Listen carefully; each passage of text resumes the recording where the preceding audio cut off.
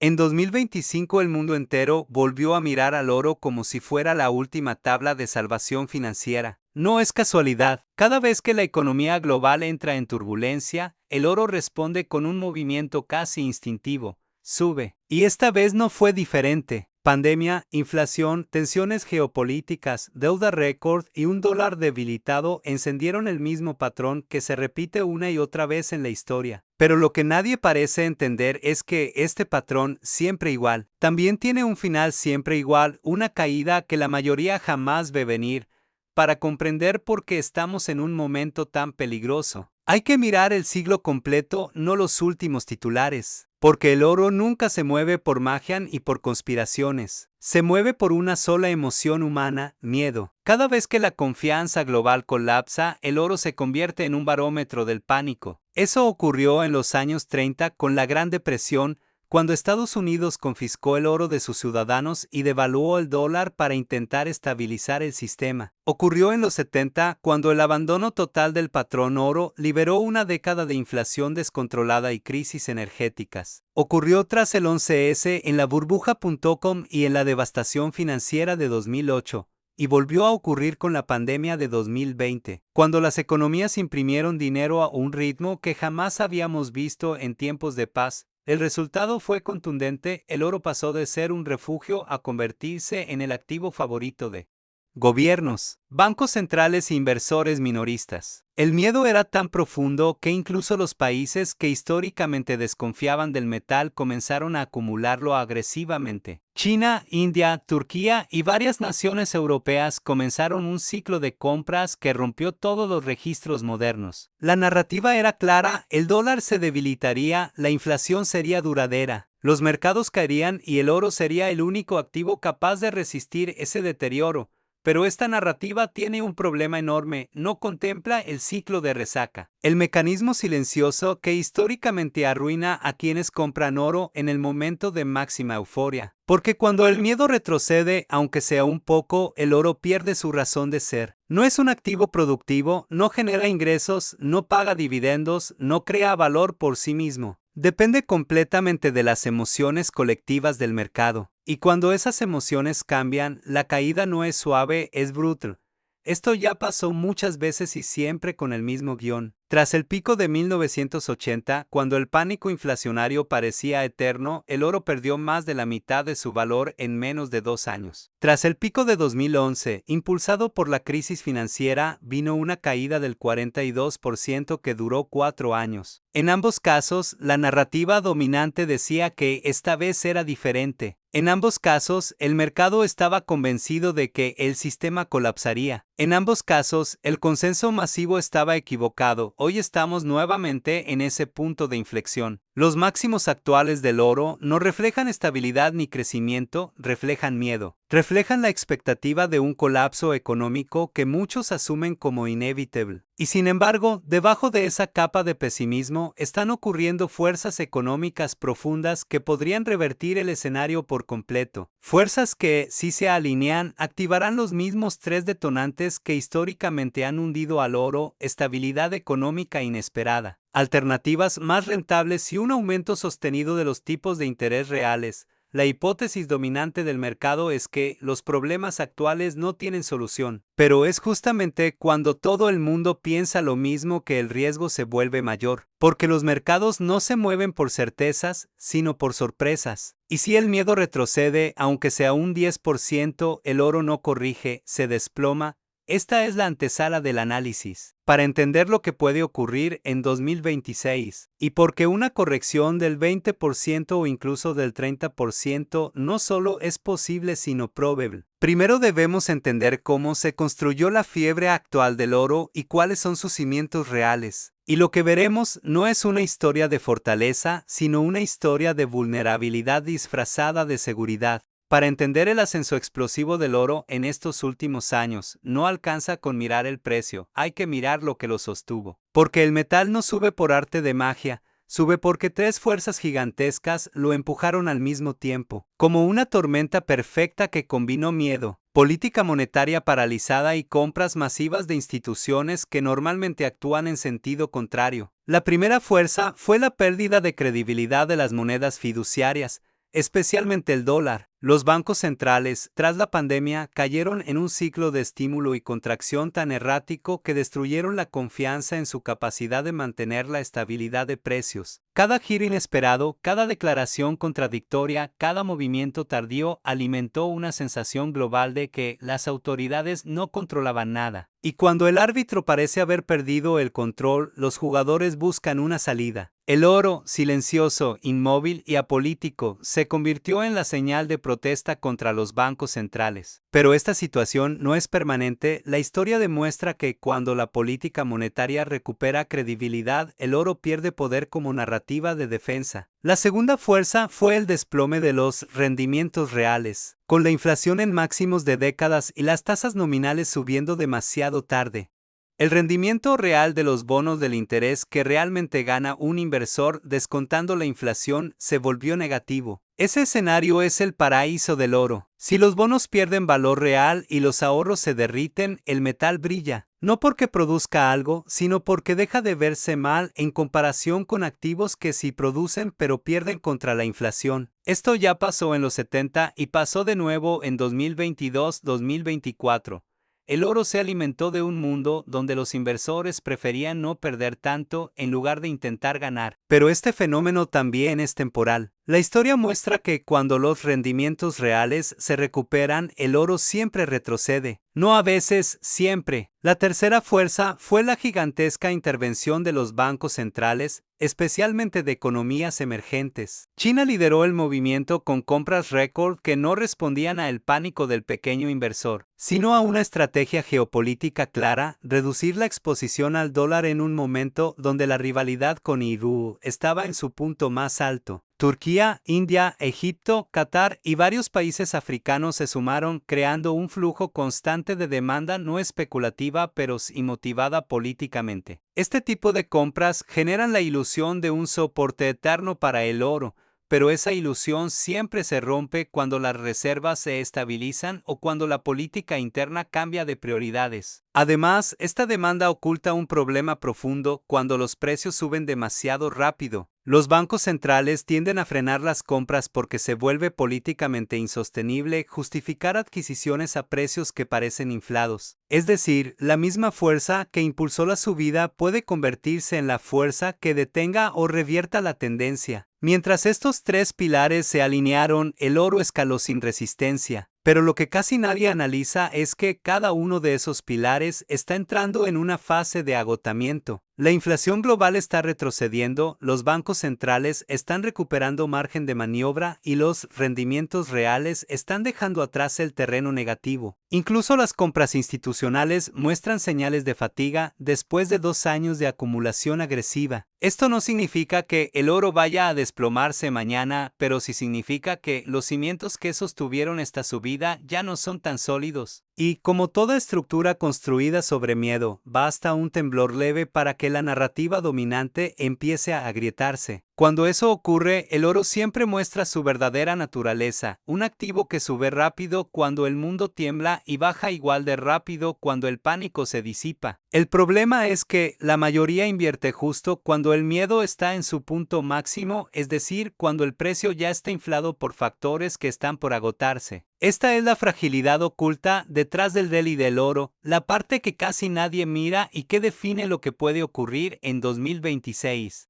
La mayoría de los inversores que hoy defienden el precio del oro están mirando al mercado con una perspectiva incompleta, casi infantil, basada en la idea de que si algo subió durante una crisis, seguirá subiendo simplemente porque la crisis parece no terminar nunca. Pero esa lógica es precisamente la que históricamente ha destruido fortunas. El mercado no premia a quienes siguen la narrativa de moda, premia a quienes se anticipan a su agotamiento. Y ahora mismo, esa narrativa está mostrando señales claras de desgaste. Para entender por qué el oro podría desmoronarse en 2026, hay que identificar el punto ciego que domina el pensamiento colectivo: la creencia de que la debilidad económica global es permanente. Sin embargo, los mercados no se mueven por lo que es permanente, sino por lo que cambia. Y hoy, debajo del ruido, están ocurriendo transformaciones económicas profundas que podrían activar el escenario contrario al que la mayoría espera. La primera de esas transformaciones es la reversión de la inflación. Aunque para muchos parezca contraintuitivo, los mercados no reaccionan a la inflación actual,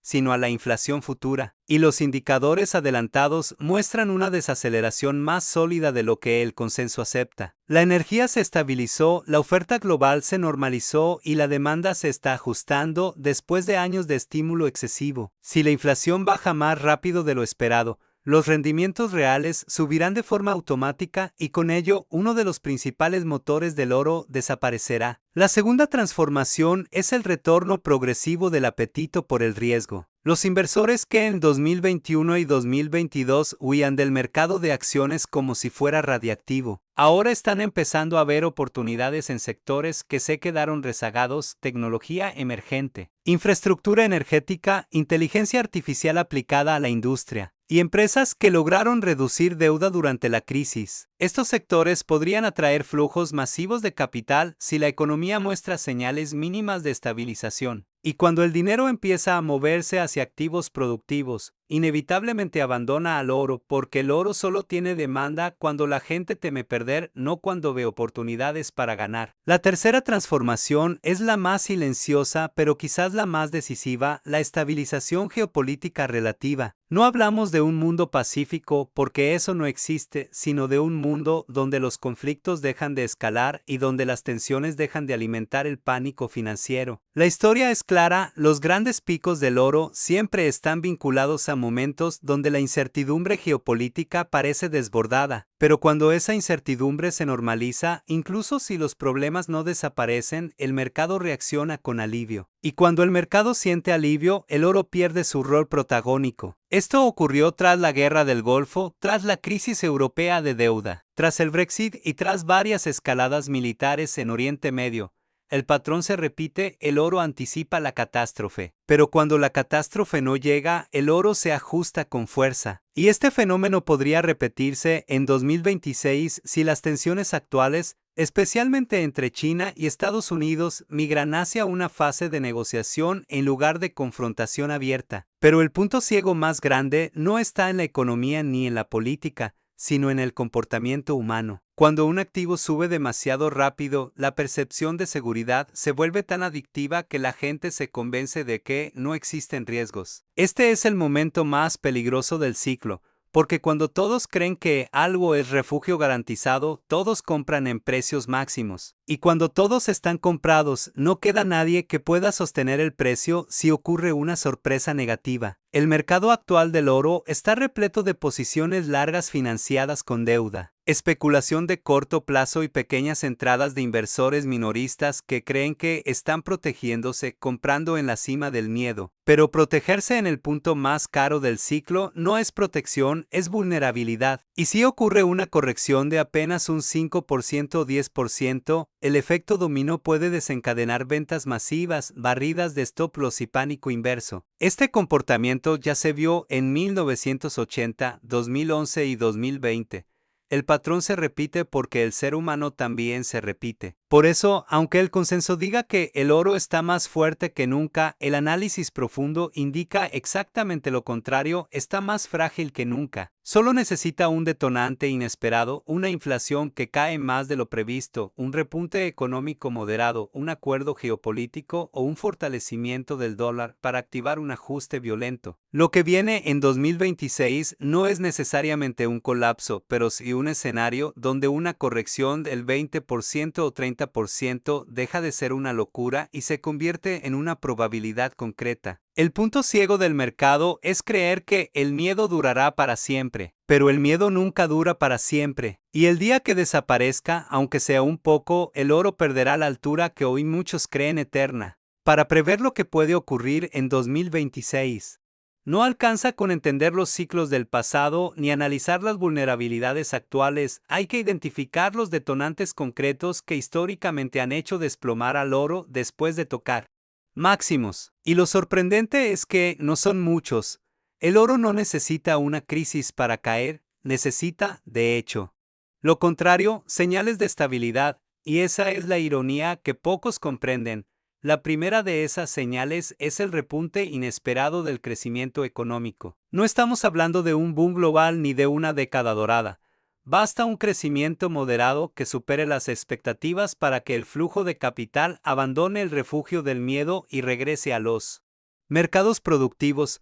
Esto ya ocurrió en 1983, cuando Estados Unidos salió de la recesión con un crecimiento superior al previsto y el oro se hundió más de un 40% en menos de 2 años. Ocurrió nuevamente entre 2012 y 2016, cuando los mercados comenzaron a recuperarse tras la crisis financiera, empujando al oro a su mayor corrección de la década, y podría volver a ocurrir ahora si la economía global demuestra, aunque sea parcialmente, que la desaceleración no es el fin del mundo, sino una transición hacia un nuevo ciclo. El segundo detonante es el fortalecimiento del dólar. Puede parecer contraintuitivo, pero incluso cuando la economía estadounidense no está en su mejor momento, el dólar puede fortalecerse simplemente porque el resto del mundo está peor. El dólar no necesita ser perfecto para subir, necesita ser menos imperfecto que sus competidores, y si Europa sigue atrapada en un estancamiento crónico, si China continúa debilitándose por problemas estructurales y si los mercados emergentes siguen enfrentando fuga de capitales, entonces el dólar retomará su rol histórico de activo preferido en tiempos de incertidumbre. Cada ciclo de fortalecimiento del dólar ha sido devastador para el oro porque encarece su precio relativo y reduce la demanda global. En 1985, 1997, 2014 y 2020. El patrón fue el mismo: cada vez que el dólar subió con fuerza, el oro corrigió. Si eso se repitiera en 2026, la corrección no sería una anomalía, sería una consecuencia natural. El tercer detonante, quizás el más importante, es el aumento de los tipos de interés reales. No los nominales, los reales, los que realmente importan. Cuando los rendimientos reales suben, el oro pierde atractivo de forma instantánea, porque deja de ser competitivo frente a los bonos del tesoro y otros instrumentos de renta fija. El inversor que compraba oro para protegerse de la inflación cambia de estrategia cuando puede obtener un rendimiento positivo sin asumir volatilidad, y ese cambio, aunque pequeño, produce una reacción en cadena. En los 80, el oro se desplomó después del shock bull que, en los 90, cayó cuando la economía global recuperó estabilidad y los rendimientos reales repuntaron, y en los 2010, volvió a caer cuando la Reserva Federal inició su ciclo de normalización monetaria. La relación entre oro y tipos reales es tan consistente que prácticamente funciona como una ley económica: cuando los rendimientos reales suben, el oro baja, y hoy, a medida que la inflación retrocede y las tasas nominales se estabilizan, los tipos reales tienen espacio para subir nuevamente. Incluso un incremento pequeño puede desencadenar ventas masivas, sobre todo cuando el mercado está sobreapalancado y los inversores minoristas entraron tarde. Sin embargo, más allá de estos tres detonantes, existe un cuarto factor silencioso que nadie quiere reconocer: el cambio de narrativa. El oro no se mueve solo por datos, se mueve principalmente por historia colectiva. Cuando la historia dominante del mercado cambia, el precio sigue ese cambio como un reflejo automático. Durante años, la narrativa fue inflación eterna, debilidad del dólar, colapso global inminente. Pero las narrativas no viven para siempre. Se desgastan, se diluyen, se reemplazan, y cuando eso sucede, el capital migra hacia donde la historia es más convincente. Podrían ser las energías renovables, la inteligencia artificial, el litio, los mercados emergentes o incluso el renacimiento de los bonos del tesoro. Da igual cuál sea la tendencia del momento, lo importante es que, cuando el mercado encuentra una historia más atractiva que el miedo, abandona al oro sin mirar atrás. Este fenómeno explica por qué el oro nunca mantiene sus máximos históricos durante mucho tiempo, porque su narrativa depende del pánico, y el pánico es un recurso que el mercado agota rápido. Si en 2026 las señales económicas y geopolíticas comienzan a alinearse con una narrativa de estabilización, aunque sea mínima, el oro podría enfrentar una corrección abrupta que dejaría expuestos a quienes compraron tarde creyendo que el precio nunca bajaría. El mercado no funciona así, nunca funcionó así, y esa ingenuidad es la que, una vez más, puede convertir un rally eufórico en una caída inevitable. Llegamos al punto donde todo converge, los ciclos históricos, las vulnerabilidades actuales y los detonantes que podrían desencadenar una corrección del oro en 2026. Pero entender el análisis no es suficiente. Lo que realmente define tu destino financiero es cómo actúas cuando la multitud repite una historia y vos empezás a ver otra. La mayoría de los inversores vive atrapada en la superficie, siguiendo titulares, buscando certezas y creyendo que la seguridad está donde todos apuntan al mismo lugar. Pero la seguridad real no está en seguir al rebaño, sino en comprender el ciclo completo. Y el ciclo del oro es uno de los más implacables. Entra en tu vida cuando todos tienen miedo, se infla cuando nadie confía en el sistema y se derrumba cuando ese miedo finalmente retrocede. El problema es que las personas interpretan mal este proceso. Creen que comprar oro es una estrategia en sí misma, cuando en realidad solo es un puente, un refugio temporal para cuando la economía pierde estabilidad. Pero como todo puente, su valor desaparece cuando llegas al otro lado. El error fatal es quedarse del lado del refugio cuando el terreno firme empieza a formarse delante de tus pies. El mayor riesgo para 2026 no es una caída del oro. El mayor riesgo es quedarte aferrado al oro cuando el mercado empieza a rotar hacia nuevas oportunidades. Porque cuando el capital abandona el refugio, lo hace de forma violenta, acelerada y sin contemplación. Y quienes entraron tarde, motivados por el pánico colectivo, son los primeros en quedar atrapados en precios inflados que no tienen ningún sostén fundamental. Por eso esta parte final no trata de predecir el futuro, sino de prepararte para él. Si el oro corrige un 20% o 30% y los datos históricos muestran que no solo es posible, sino frecuente en escenarios como el actual, quienes no estén preparados perderán capital, pero quienes sí lo estén podrán reposicionarse en sectores con una capacidad mucho mayor de crecimiento real. Porque mientras todos miran al oro, están ignorando silenciosamente lo que podría ser el próximo ciclo expansivo. Empresas que hoy están subvaluadas, tecnologías que están acelerando más rápido de lo previsto, sectores industriales que se están reordenando después del shock inflacionario, e incluso mercados emergentes que podrían beneficiarse de un dólar más estable. El mundo financiero está lleno de ventanas que se abren justo cuando la mayoría mira hacia otro lado. Y la historia demuestra que los grandes movimientos de riqueza no ocurren cuando todo está en crisis, sino cuando la crisis empieza a disiparse. Por eso el mensaje final es simple, pero incómodo: no te enamores del oro. No te enamores de ningún activo. Enamórate del análisis, de la estrategia, del proceso. Porque la estabilidad que podría empezar a formarse en 2026 no será evidente para todos, pero sí será visible para quienes aprendan a mirar debajo del pánico. Y cuando esa estabilidad tome forma, aunque sea mínima, el oro dejará de ser protagonista. No se trata de descartar al oro por completo. Se trata de entender cuál es su rol real: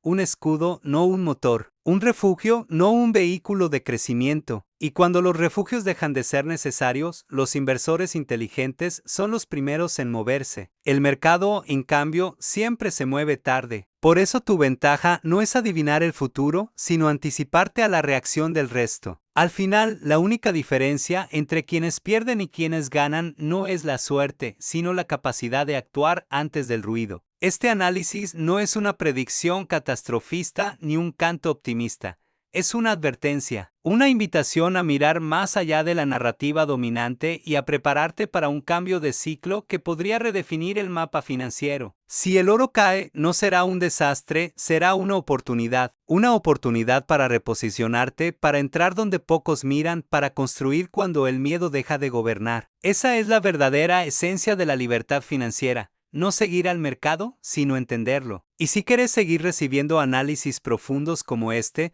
no te olvides de suscribirte a Dinero Hoy, porque lo que viene en los próximos meses no es un final. Es el principio de un nuevo ciclo que muy pocos están viendo venir.